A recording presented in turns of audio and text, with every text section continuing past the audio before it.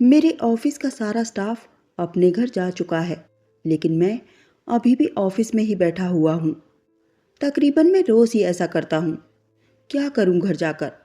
आखिर घर जाने की कोई वजह भी तो होनी चाहिए। वैसे मेरी पत्नी सुषमा और बेटा मोनू बहुत अच्छे हैं, लेकिन मेरा बुझा हुआ मन अब किसी भी बात में कोई खुशी महसूस नहीं करता। मुझे तो ऐसा लगता है कि शायद अब पूरी उम्र मेरी ये बेरुखी खत्म नहीं होगी। मेरा जीवन उस काली अंधेरी रात की तरह हो गया है, जिसकी शायद ही कभी सुबह होगी। और इसकी वजह थी मेरे पिताजी की तानाशाही, जिसने मेरे जीवन की सारी खुशियां छीन ली थी। आज फिर से मेरे दिमाग में अपने बचपन से लेकर जवानी तक की पिताजी की कही बातें घूमने लगी। क्या कहा तुमने? तुम्हें प्राइवेट स्कूल में जाना है? सरकारी स्कूल में जाने से तुम्हारी इज्जत में कमी आती है? मेरे पास पैसों का पेड़ नहीं लगा हुआ है जो तुम्हें महंगे स्कूल में पढ़ने भेज दूं। और फिर पढ़ाई तो सभी स्कूलों में एक जैसी होती है। पढ़ने वाले बच्चे तो किसी भी स्कूल में अच्छी तरह पढ़ाई कर लेते हैं, फिर वो चाहे प्राइवेट हो या सरकारी। ये कहते हुए मेरे पिताजी का एक जोरदार थप्पड़ मेरे गालों पर अपनी छाप छोड़ गया था। मेरी माँ मेरा दर्द समझती थी, इसीलिए उन्होंने आगे बढ़कर मुझे अपनी बाहों में समेट लिया। लेकिन वो चाहकर भी कुछ नहीं कर सकती थी, क्योंकि घर के सारे फैसले तो पिताजी ही लिया करते थे। मैं चुपचाप अपना बस्ता संभाले सरकारी स्कूल की ओर प्रस्थान कर गया, जबकि मेरे दो जिगरी दोस्त बंटी और राजू रोज प्राइवेट स्कूल की ओर जाते हुए मेरा मजाक बनाया करते थे। तब टूट कर रह जाता था मैं। बार बार मैं यही सोचता था कि अच्छा खासा बिजनेस है पिताजी का, और उस पर ढेर सारी पुश्तैनी जमीन, लेकिन फिर भी इतनी कंजूसी। जबकि बंटी और राजू दोनों के पिताजी प्राइवेट कंपनियों में जॉब करते थे। इधर मैं धीरे धीरे बड़ा होता गया, और उधर मेरे पिताजी का तानाशाही स्वभाव मेरे मन और मेरी खुशियों पर लगातार चोट करता रहा। मेरे अंतर्मुखी स्वभाव के कारण मैं लोगों से कम ही घुल मिल पाता था। स्कूल खत्म होने के बाद अच्छे कॉलेज में मेरा एडमिशन तो हो गया, लेकिन मैं चाहकर भी लड़कियों से दोस्ती नहीं कर पाया, क्योंकि मेरी ढीली ड्रेसिंग सेंस और उस पर तेल से भरे हुए बाल। आखिर पर्सनैलिटी नाम की भी तो कोई चीज़ होती है। मेरी उम्र के सारे लड़के अपनी अपनी गर्लफ्रेंड के साथ कैंटीन में बैठकर गर्मा गर्म कॉफ़ी का मज़ा लेते, लेकिन मैं चाहकर भी ऐसा कभी नहीं कर पाया, क्योंकि कोई भी लड़की मुझे घास जो नहीं डालती थी। कॉफ़ी डेट के नाम पर मिली असफलता ने मुझे बहुत मायूस किया। यहाँ तक कि मेरे दोनों दोस्तों बंटी और राजू के पास मोटरसाइकिल थी, जिस पर वो अपनी गर्लफ्रेंड को बिठाकर घूमा करते थे। लेकिन मेरी किस्मत तो यहाँ पर भी दगा दे गई। क्या कहा? मोटरसाइकिल? पहले पढ़ाई लिखाई कर लो, कुछ बन जाओ, तब जाकर अपने शौक पूरे करना। लोकल बस का पूरे महीने का पास बनता है, जो किफ़ायती भी है।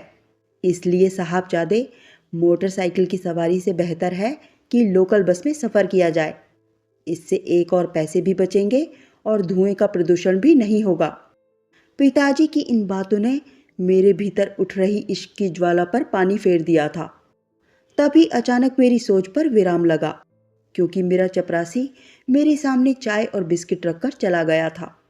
इधर मैं चाय पीता गया तो उधर बीती बातें फिर से मेरे मन के दरवाजे पर दस्तक देने लगी। यार मनोज, लड़कियों को अगर कॉफ़ी डेट पर ले जाना है तो पॉकेट में माल भी होना चाहिए, क्योंकि अगर पास में ढेर सारे पैसे ना हो तो कोई भी लड़की नहीं पटेगी। अपने दोस्त बंटी की ये बात सुनकर मेरे इश्क का भूत रफू चक्कर हो गया, क्योंकि मैं जानता था कि पिताजी मेरी पॉकेट मनी किसी भी हाल में नहीं बढ़ाने वाले। यहाँ तो किसी तरह महीने भर का खर्च ही मुश्किल से चल पाता है। ऐसे में कैफ़े का महंगा बिल मैं भला कहाँ अफोर्ड कर सकता था। इस तरह किसी लड़की को कॉफ़ी डेट पर ले जाने की मेरी तमन्ना अधूरी ही रह गई।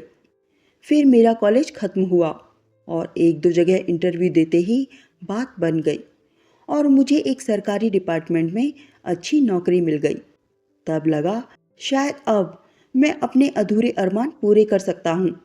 लेकिन तब भी पिताजी ने अपनी तानाशाही बरकरार रखी और अपने परम मित्र की बेटी सुषमा को मेरे लिए पसंद कर लिया। क्या माँ, क्या मैं सारी जिंदगी पिताजी के हिसाब से ही चलता रहूंगा? क्या मेरी मर्जी कोई मायने नहीं रखती? कम से कम अब तो मुझे अपनी पसंद की लड़की से शादी करने की इजाज़त मिलनी ही चाहिए। मेरा गुस्सा अपनी चरम सीमा पर था। तेरे मन की बात मैं जानती हूँ, लेकिन तेरे पिताजी तेरे दुश्मन तो नहीं है ना? उन्होंने सुषमा को तेरे लिए कुछ सोच समझ कर ही चुना होगा। और फिर हमारी बिरादरी में तो अभी भी माता पिता ही अपने बेटे के लिए दुल्हन ढूंढ कर लाते हैं। माँ की इन बातों ने मेरे जख्मों पर मरहम जरूर लगाया था, लेकिन मेरे मन में अब कुछ भी नहीं बचा था। एक टूटे पत्ते की तरह रह गया था मैं, जो सिर्फ और सिर्फ अपने पिताजी के हाथों की कठपुतली था। फिर मेरी सुषमा के साथ शादी हो गई। मैंने तो गुस्से में आकर बंटी और राजू को अपनी शादी में भी नहीं बुलाया था, जबकि मेरे पिताजी ने अपने सारे दोस्तों को मेरी शादी में बुलाया था। आज वे बहुत खुश थे। आखिर आज उनकी तानाशाही की जीत जो हुई थी। बस यही सब सोचकर मेरा मन भर आया था। बहुत बड़ा आयोजन था मेरी शादी का। स्टेज पर सब लोग मुझे ढेर सारे उपहार दे रहे थे, लेकिन मैं मन ही मन उबल रहा था, क्योंकि मेरी शादी मेरी मर्जी के खिलाफ जो हो रही थी। सुषमा देखने में ठीक ठाक थी, लेकिन मेरे मन के मुताबिक नहीं थी। मैं अपने दोस्त बंटी की तरह लव मैरिज करना चाहता था, लेकिन मेरे बाबूजी इसके फेवर में नहीं थे। मुझे याद है जब मैं बंटी की शादी में गया था, कितना खुश था बंटी। आखिर उसने अपनी गर्लफ्रेंड सोनिया से ही तो शादी की थी। सच में कितना लकी था बंटी, जिसकी पसंद को उसके पिताजी ने भी दिल से स्वीकार किया था, जबकि मैं चाहकर भी ऐसा नहीं कर पाया। बंटी ने जिसके साथ कॉलेज में टाइम स्पेंड किया, उसी के साथ फिर साथ फेरे लिए। वाकई बंटी को कितना अच्छा लगता होगा सोनिया को अपने जीवन साथी के रूप में पाकर। अगर आपको अपना जीवन साथी समान सोच का मिले तो जिंदगी बेहद आसान हो जाती है। काश मेरे पिताजी भी आज़ाद ख्यालों के होते, तो आज मेरी जिंदगी ऐसी ना होती। उसके बाद मेरी बंटी से कभी मुलाकात नहीं हुई। सच कहूँ तो मैंने ही उसका फ़ोन कभी रिसीव नहीं किया। आखिर कब तक मैं अपनी नाकामयाबी दूसरों को दिखाकर खुद को कमतर साबित करता रहता? अब तो जैसे मेरी कुछ भी करने की ताकत ही जैसी खत्म हो चुकी है। वैसे मेरी पत्नी सुषमा बहुत समझदार है, जो घर को बहुत अच्छे से संभालती है। मेरा बेटा मोनू भी पढ़ने में बहुत होशियार है। आज मेरे पास सब कुछ है, बढ़िया घर, बड़ी सी गाड़ी, समझदार पत्नी, प्यारा सा बेटा। बस नहीं है तो जीवन के प्रति कोई उत्साह। अब मेरे लिए तो सारे मौसम एक समान हैं।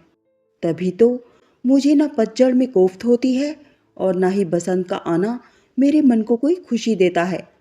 ना मुझे गर्मी की तपिश परेशान करती है और ना ही सर्दी की कुनकुनी धूप मुझे भली लगती है। शुरू शुरू में सुषमा को मेरा ये रूखा स्वभाव बहुत अखरा था, लेकिन फिर उसने बीते समय के साथ अपने आप को ढाल लिया, क्योंकि अब इसके सिवाय उसके पास कोई चारा भी तो नहीं था। यही सब सोचते सोचते रात गहरी होने लगी थी। मैं कभी कभी तो ऑफिस में ही डिनर कर लिया करता हूँ, तो कभी घर जाकर खाना खाया करता हूँ। शुरू में तो सुषमा ने डिनर पर मेरा वेट किया, लेकिन अब वो भी खाना खाकर सो जाती है और मेरा खाना किचन में रख देती है। अगर मेरा मन करता है तो मैं खाना गर्म करके खा लेता हूँ, वरना फ्रिज में रख देता हूँ। और फिर सुषमा को तो सुबह मोनू के लिए जल्दी उठना भी पड़ता है। वैसे भी जिस रिश्ते को सिर्फ निभाने की कवायद हो, वहाँ इस तरह की बातें बहुत आम हैं। सर, आप ऑफिस में ही डिनर करेंगे या घर जाकर खाना खाएंगे? अपनी चपरासी की ये बात सुनकर मैं अतीत से वर्तमान में लौट आया। तुम ऐसा करो, ड्राइवर को गाड़ी निकालने के लिए बोल दो। मैं आज घर जाकर ही खाना खाऊंगा। इतना कहकर मैं उठ खड़ा हुआ। जैसे ही मैं बाहर आया, वैसे ही एक जानी पहचानी आवाज़ ने मेरे बढ़ते कदमों को रोक दिया। यार मनोज, कैसा है तू? सामने बाइक पर मेरा पुराना दोस्त बंटी बैठा हुआ था। सब ठीक है, मैं बुझे हुए सर में बोला। कितनी बार तुझे फ़ोन मिलाया, लेकिन तू कॉल ही रिसीव नहीं करता। बंटी के स्वर में शिकायत थी। सॉरी यार, बस कभी कभी काम में बहुत बिजी हो जाता हूँ। मैं अपनी सफाई में बोला। यार ऐसा भी क्या काम, कम से कम अपने दोस्तों से मिलने का टाइम तो निकालना ही चाहिए। बंटी हंसते हुए बोला। चल मेरे घर चल, आज दोनों भाई मिलकर धमाल करेंगे। बंटी अपने पुराने अंदाज में आते हुए बोला। नहीं यार, फिर कभी मिलता हूँ, मैंने उसे टालने के इरादे से कहा। नहीं, आज मैं तुझे नहीं छोड़ने वाला। मुश्किल से तो तू मेरे हाथ लगा है, आज तो तुझे मेरे साथ चलना ही पड़ेगा। मैं समझ चुका था कि अब बंटी मुझे छोड़ने वाला नहीं है, और फिर सच कहूँ तो मैं खुद भी उससे मिलकर अपनी पुरानी यादें ताज़ा करना चाहता था। वैसे भी आज मैं उससे बहुत समय बाद मिल रहा था। फिर मैंने अपने ड्राइवर को मेरे पीछे आने का आदेश दिया और खुद बंटी की बाइक पर जाकर बैठ गया। इधर बंटी की मोटरसाइकिल ने रफ्तार पकड़ी तो उधर मेरा मन फिर से अशांत होने लगा। ना चाहते हुए भी मेरा अतीत मेरे वर्तमान पर भारी पड़ने लगा। वो कॉलेज के बीते हुए दिन, कैंटीन की कटिंग चाय और एक ही ब्रेड पकोड़े में से सभी दोस्तों का शेयर करना, कितनी खट्टी मीठी यादें अचानक ही मेरे दिमाग में उभरने लगी थी। बंटी और राजू के साथ कभी कभी क्लास बंक करके पिक्चर देखना और फिर एक ही बाइक पर तीनों दोस्तों का बैठकर घर वापस आना। रास्ते में रुककर रोड साइड बन रही गर्मा गर्म नूडल्स का मजा लेना, या फिर रहीम चाचा के खेत में घुसकर आम तोड़ना। क्या सोच रहा है तू? बंटी ने मुझसे पूछा तो मैं जवाब में धीरे से हंस दिया। अगली बार जब हम दोनों मिलेंगे तब राजू को भी बुला लेंगे। बंटी बाइक चलाते हुए बोला। तो आज उसे भी बुला लेते हैं। ना चाहते हुए भी मेरे मुंह से निकल गया।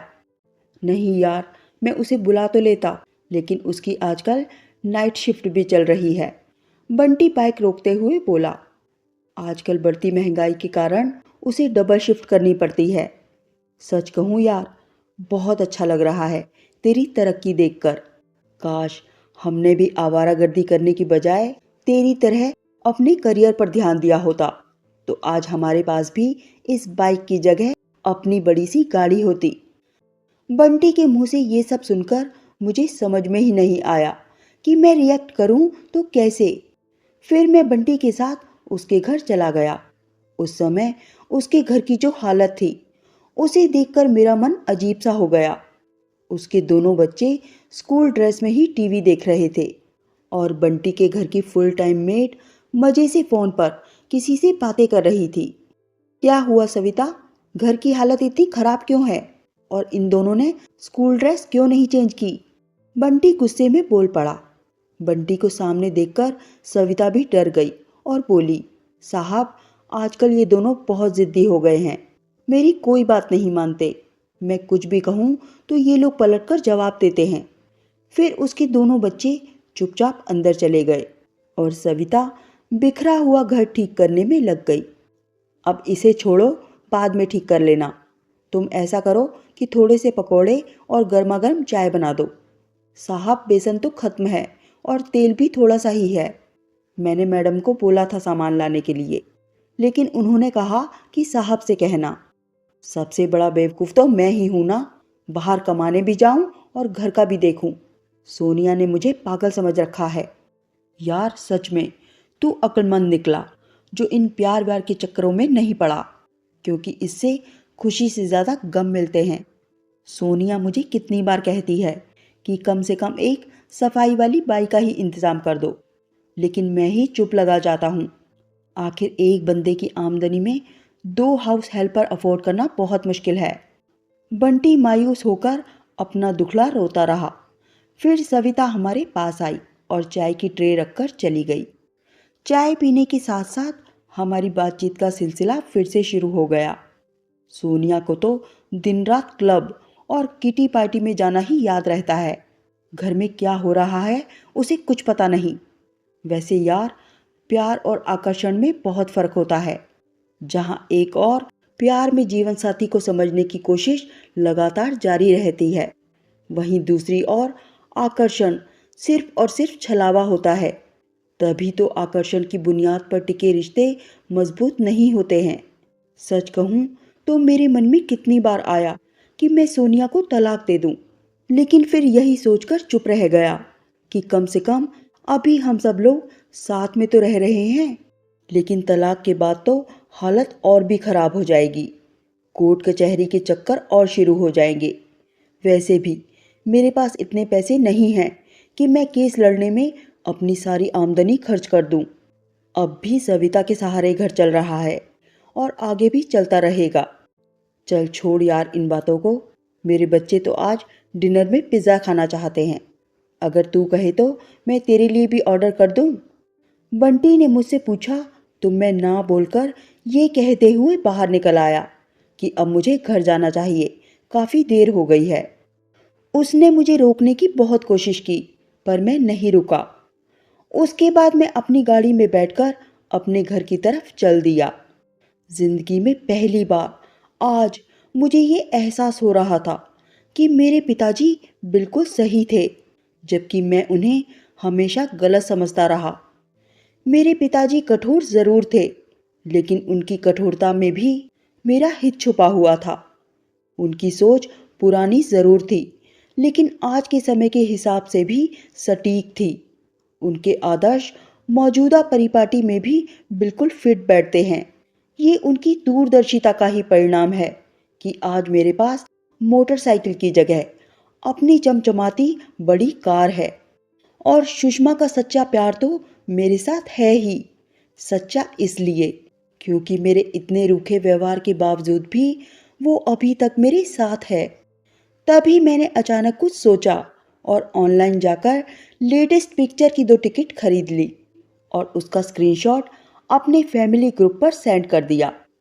कुछ देर तक तो कोई हलचल नहीं हुई, लेकिन फिर थोड़ी देर बाद मेरे बेटे मोनू का मैसेज आया, पापा आपने ये पिक्चर की 2 टिकट खरीदी हैं? हाँ, मैं और तेरी मम्मी आज कॉफ़ी डेट पर जा रहे हैं। बढ़िया पिक्चर के साथ गर्मा गर्म कॉफ़ी, सच में मज़ा आ जाएगा। लेकिन पापा मम्मी तो खाना खा चुकी हैं। मोनू का अगला मैसेज आया, तो क्या हुआ, कॉफ़ी तो खाना खाने के बाद भी पी जा सकती है। मैं रास्ते में सिनेमा हॉल पर उतर जाऊंगा और ड्राइवर तेरी मम्मी को लेने आ जाएगा। इतना मैसेज करके मैंने अपना फ़ोन बंद कर दिया। थोड़ी देर बाद मैं और सुषमा एक बढ़िया रोमांटिक पिक्चर का मज़ा ले रहे थे। सुषमा को कॉफ़ी देते वक्त जब मेरा हाथ अचानक उसकी उंगलियों से छू गया तो ऐसा लगा मानो मेरे भीतर एक करंट सा दौड़ गया हो। प्यार की ऐसी अनोखी अनुभूति मुझे पहले कभी नहीं हुई थी, क्योंकि मैंने सुषमा को कभी इस तरह से अपनेपन की नज़र से देखा ही नहीं था। इश्क की तड़प किसे कहते हैं, इसका एहसास मुझे आज हो रहा था। इसीलिए मेरा मूड तो अब पूरी तरह से रोमांटिक हो चुका था।